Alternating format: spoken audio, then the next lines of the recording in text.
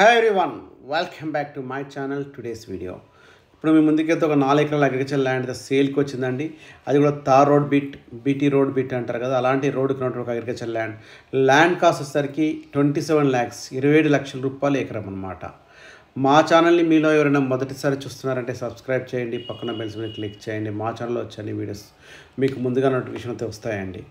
ఏదైతే contact number డిస్క్రిప్షన్లో same నెంబర్కి వాట్సాప్ ఉంటుంది, మీరు సేమ్ నెంబర్ కాంటాక్ట్ చేయొచ్చు. మొత్తం వీడియో చూసాక లేకపోతే కింద కామెంట్ రూపాయలు కూడా తెలియచ్చు ఈ ల్యాండ్ యొక్క లొకేషన్ కావాలనుకున్న వాళ్ళు. ఈ ల్యాండ్ వచ్చేసరికి మనకు శ్రీశైలం హైవేలో వస్తుంది. శ్రీశైలం హైవేలో మనము కోట్రా గేట్ వస్తుంది. ఆ కలవకుర్తి నుంచి మనం లెఫ్ట్కి వెళ్తే శ్రీశైలం వెళ్తుంది, రైట్కి వెళ్తే తిరుపతి హైవే అని చెప్పేసి మనకు సోమశిల రోడ్ ఉంటుంది. ఈ సోమశిల రోడ్లో మనం వెళ్తూ ఉంటే మనకు పెద్ద కొత్తపల్లి అని చెప్పేసి ఒక మండల్ ఉందన్నమాట.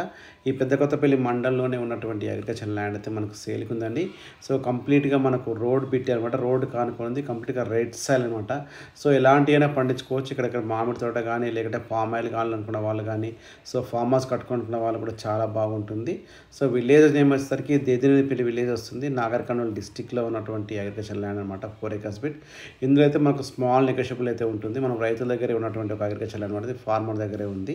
సో వీళ్ళకైతే భూభారతి పాస్బుక్స్ ఉన్నాయి, రైతు బంధు కూడా పడుతుంది. సో ల్యాండ్ అయితే చూస్తున్నారు కదండి, ఎంత ఫుల్ కల్టివేషన్లో ఉండే ఒక అగ్రికల్చర్ ల్యాండ్ అనమాట. సో చాలా బాగుంది. ఇదే మొక్కజొన్న అది సాగు చేస్తున్నారు వీళ్ళు వచ్చేసరికి మనకి ఇది. ఇంకా మీకేమైనా ఈ ల్యాండ్ యొక్క ఫర్దర్ డీటెయిల్స్ కావాలంటే మీరు కింద కామెంట్ కూడా తెలియచ్చు. అయితే కాంటాక్ట్ నెంబర్ మీకు డిస్ప్లే అయిందిగా, సేమ్ మీరు వాట్సాప్ చేసి ఒక డీటెయిల్స్ కూడా మీరు తెలుసుకోవచ్చు. ఈ ల్యాండ్ వచ్చేసరికి మనకు హైదరాబాద్ నుంచి అయితే మనకు 130 కిలోమీటర్ డిస్టెన్స్ ఉంటుంది. మనకి ఇది వచ్చేసరికి 130 కిలోమీటర్స్ ఉంటుంది హైదరాబాద్కి. అందుకే ఇంత తక్కువ రేట్లో ఉంది మనకి ల్యాండ్ వచ్చేసరికి మనకి ఇది. సో చాలామంది డిస్టెన్స్ ఎంత అడుగుతుంటారు, అందుకే చెప్తున్నాను. మనకి ఇది ఈ హైవేకి వచ్చేసరికి జస్ట్ 8 కిలోమీటర్ డిస్టెన్స్లో ఉంటుంది. అయితే మనకు ఇప్పుడు తిరుపతి హైవేగా మారిందో ఆ హైవేకి 8 కిలోమీటర్ డిస్టెన్స్